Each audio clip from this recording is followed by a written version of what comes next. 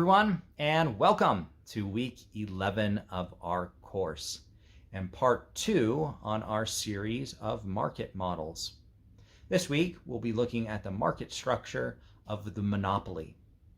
Like I said last week, when we were looking into perfect competition, I want you to use these lectures as a tool to compare and contrast the differences and similarities between the market structures of perfect competition, monopoly, oligopoly, and monopolistic competition.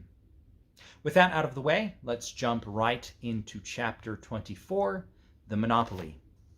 In a monopoly market structure, we would expect a single supplier of a good or service where there are no close substitutes of that particular good or service. Therefore, the monopolist controls an entire industry. The industry demand curve and the monopolistic firm's demand curve are the same. Why do monopolies occur? Well, there are 4 primary reasons. The first is there is a high barrier to entry. Let me give you an example with the Wankel engine, which is exclusively produced by Mazda. All other auto manufacturers will either produce a combination of a cylinder-based engine or an electric motor.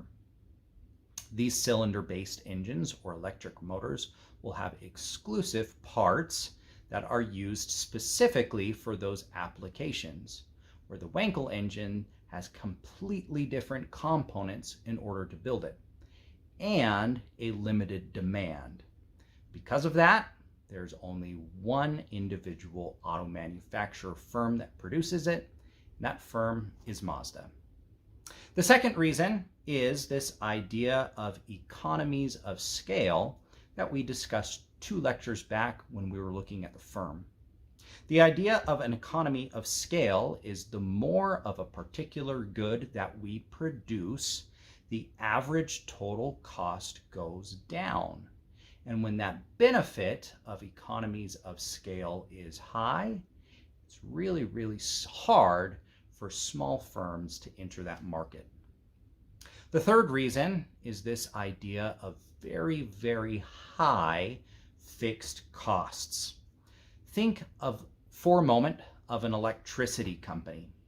In order for an electricity company to bring electricity to our house, they have to build an entire network of power lines that takes that electricity from the plant to our homes. These power lines have to be built regardless of how much electricity I consume at my home. And because of that high fixed cost, natural monopolies like power companies will typically happen within a community. They will either be a natural monopoly or, in the case of Rocky Mountain Power in West Jordan, where I live, it's a government mandated monopoly, which relates to the fourth and final reason of why monopolies occur, and that is government patents or licenses. The government, typically in developed economies, want to encourage innovation.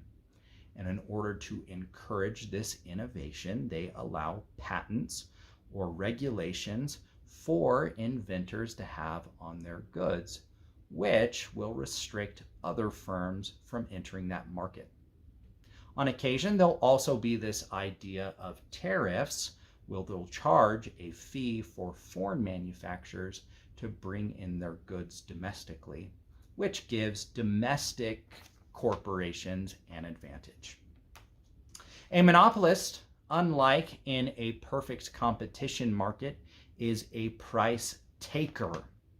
That means in a monopoly market structure, the monopoly firm will determine their price. Unlike perfect competition, in a monopoly market, there is also a potential for economic profit. Like perfect competition, a monopolist produces at the point where our marginal cost is equal to our marginal revenue. However, the price that they charge for that particular good will go from that point directly vertical to the demand curve. Let me go ahead and show you what that looks like graphically here. Here we have our monopolistic market structure, in which our curved line here is our marginal cost, and our marginal revenue here is the point that they produce. In perfect competition, they would charge this particular price for that good or service, and economic profit would be zero. However, in a monopoly structure, they charge a higher price up to this point of the demand curve. The difference between the zero economic profit and the economic profit that the monopolist takes is, of course, our monopoly profit. And where does that profit come from? Well, it comes from consumer surplus, which is typically why you see so much regulation against certain types of monopolies forming within the United States. When that occurs, it's called our antitrust laws. And you can see a lot of that consumer surplus you and I get from lower prices, which are forced by competition, going away. Let's take, for example, Ticketmaster. I don't know if you've been reading the news of the cost of Taylor Swift and Blink-182 tickets, but they are astronomical, and that's because Ticketmaster has a monopoly within that market.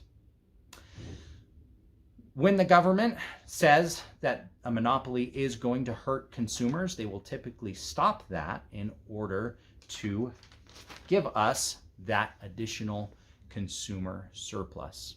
Doesn't happen in every single case, though, because they want to encourage innovation in the market as well. So it's sometimes hard to balance that encouraging of innovation and preventing a monopoly market. That is going to be chapter 24 of our text. And as always, if you have any questions about any concept within chapter 24 or chapter 24's homework, please, please, please reach out to me. I'd love to work through a few problems. If not, we'll see you next week on part 3, oligopoly. Talk to you then.